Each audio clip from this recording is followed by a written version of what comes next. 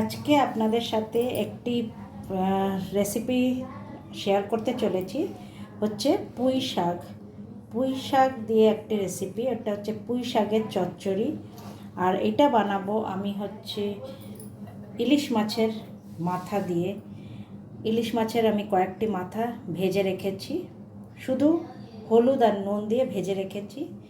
এটা দিয়ে আমি এর সাথে ইউজ করব কয়েকটি সবজি, যেরকম কুমড়ো আর আলু এবং কিছু কাঁঠালের বীজ।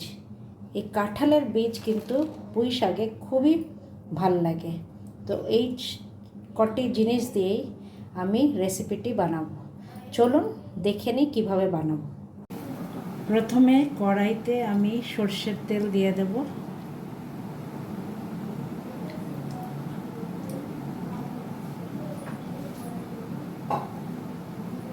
তেল গরম হলে আমি একটি শুকনো লঙ্কা দিয়ে দেব।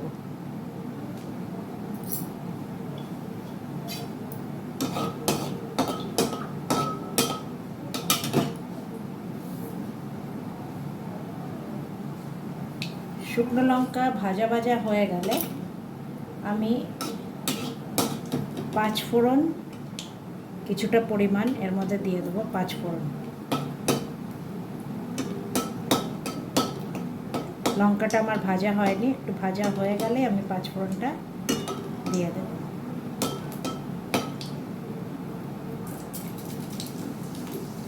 পাঁচফোড়ন দিয়ে দিলাম।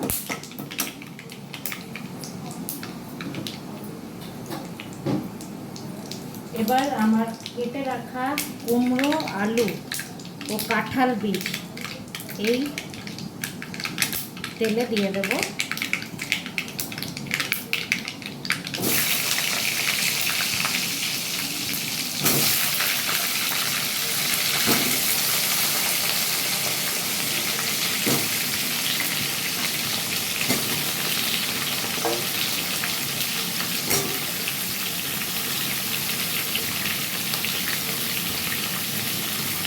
আর এটিকে ভালো করে ভেজে নেব।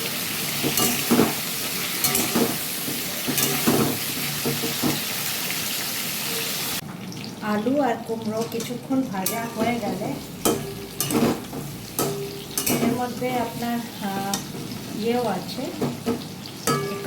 কাঁঠালের বীজ আছে। এই সব ভাজা হয়ে গেলে আমি এই পুঁই শাকটা কেটে এর মধ্যে দিয়ে দেবো।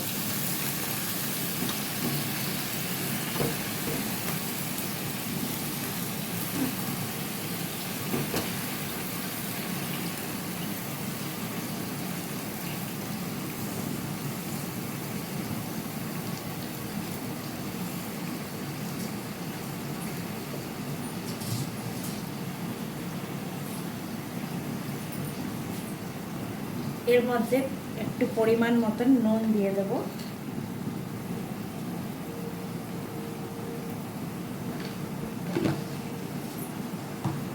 আর দিয়ে দেব কাঁচা লঙ্কা। আর এটিকে ঢেকে আমি কিছুক্ষণ, যতক্ষণ না জল বেরাচ্ছে ততক্ষণ এটাকে রান্না করব।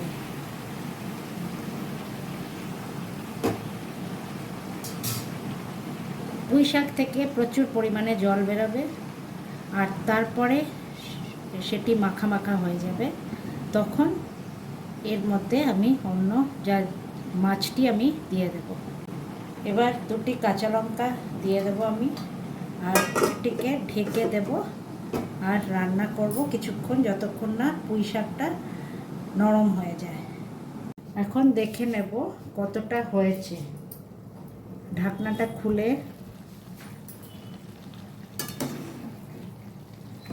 অনেকটা জল বেরিয়ে গেছে পুঁই শাক থেকে।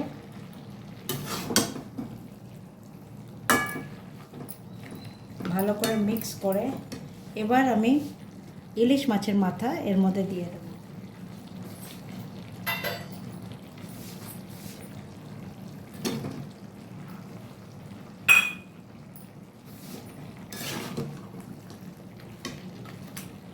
আর এর মধ্যে আবার ঢেকে রেখে দেব, যাতে মাথার পোর্শনটাও যাতে নরম হয়ে যায়।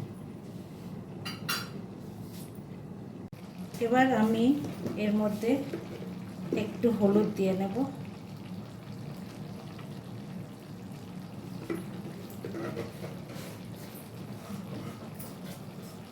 আর সামান্য জিরে গুঁড়ো দিয়ে দেব।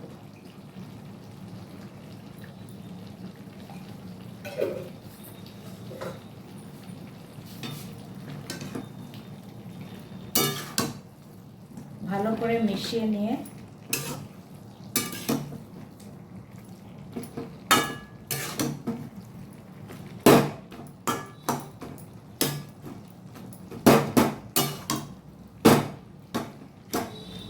নাড়াচাড়া করে ভালো করে, তারপরে আরেকবার আমি ভালো করে ঢেকে এটা নরম হতে রেখে দেব।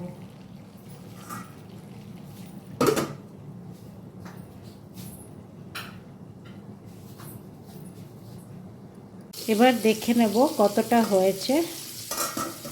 আমার পুরো প্রায় মাখা মাখা হয়ে গেছে এই চচ্চড়ি, পুঁই শাকের চচ্চড়ি। এবার আমি এর মধ্যে সামান্য একটু মিষ্টি দিয়ে নেব। আমি 1 চা চামচের মতন মিষ্টি দিয়ে নেব। এর সাথে সাথে আমি দিয়ে নেব ভাজা মশলা। এই মশলাটি আমি বানিয়েছি জিরে, ধনে, শুকনো লঙ্কা, একটু শুকনো তাওয়ায় নেড়ে সেটাকে আমি গুঁড়ো করে নিয়েছি মিক্সিতে। তো এই ভাজা মশলাটি আমি দিয়ে দেবো।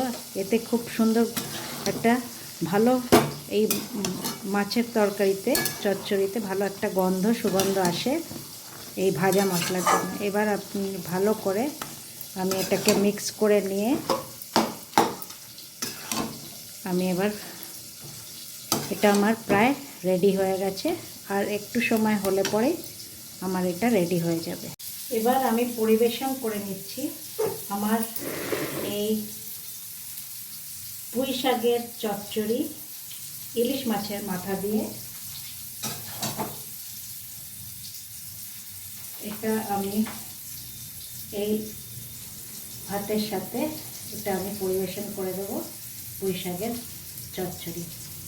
So bye friends for now and stay tuned.